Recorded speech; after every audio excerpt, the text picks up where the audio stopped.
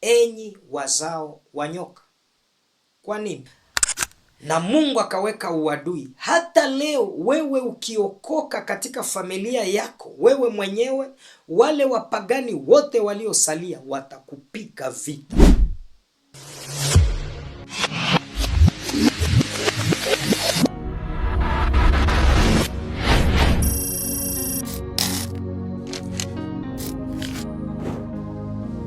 Bwana Yesu asifiwe.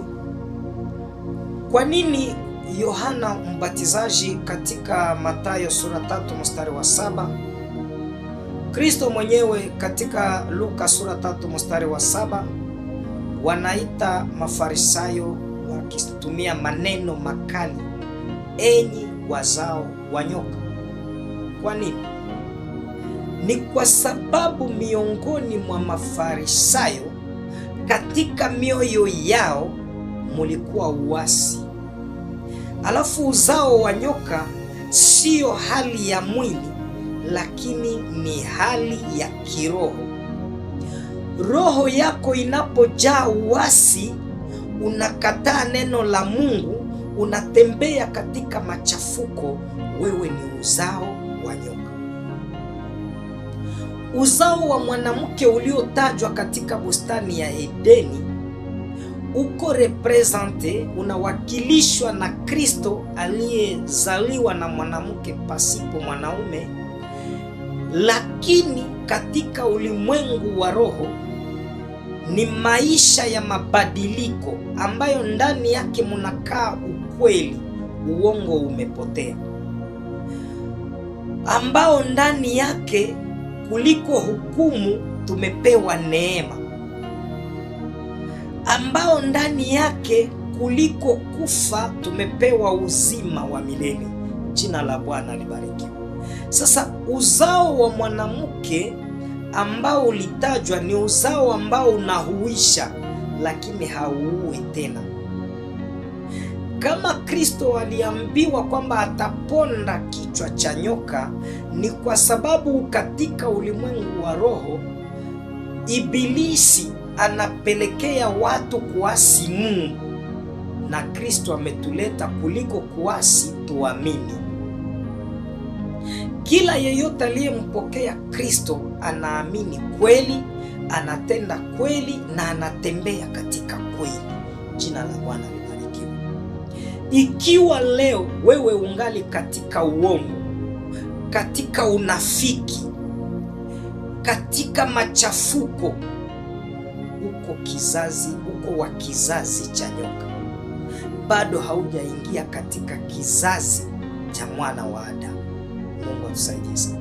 Ninakualika mpendo, uelewe ya kwamba uzao wa nyoka si uzao wa kimwili. Hapana, ni uzao wa hali ya kiroho ambao umepotoka na kuenda mbali sana na Mungu. Alafu Kristo amefanya safari ya kutufuata. Unajua, safari ya kwanza ya mwanadamu ni wakati amefukuzwa toka bustani ya Edeni na anatupwa nje katika ulimwengu wa upotevu. Sasa ule mti wa uzima uliotajwa katika bustani ya Edeni ndiye Kristo.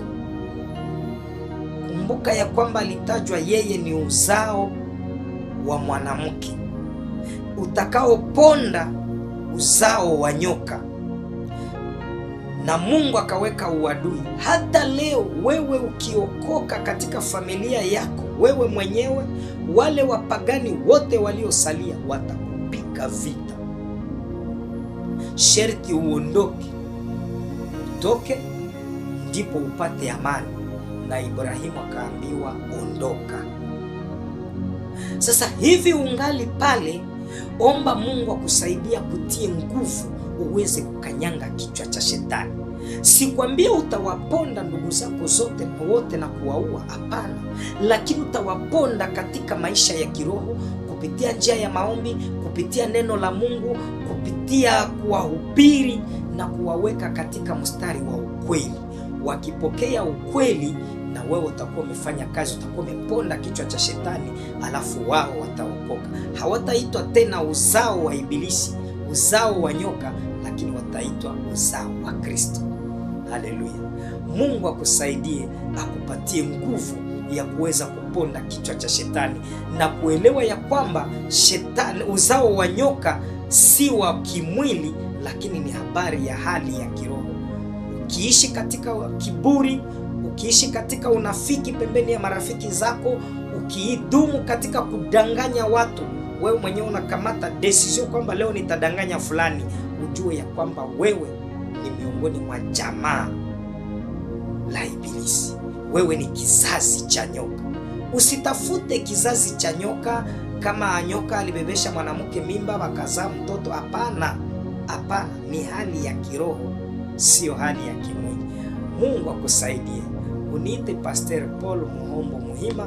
Unaweza kujiabone kushene yetu ya YouTube kusudi upate somo zilizoenea, na Mungu akusaidie, upeleke injili, ugawe injili kwa ulimwengu wote kupitia kupartaje video kama hizi. Mungu akusaidie, Mungu akubariki. Amen.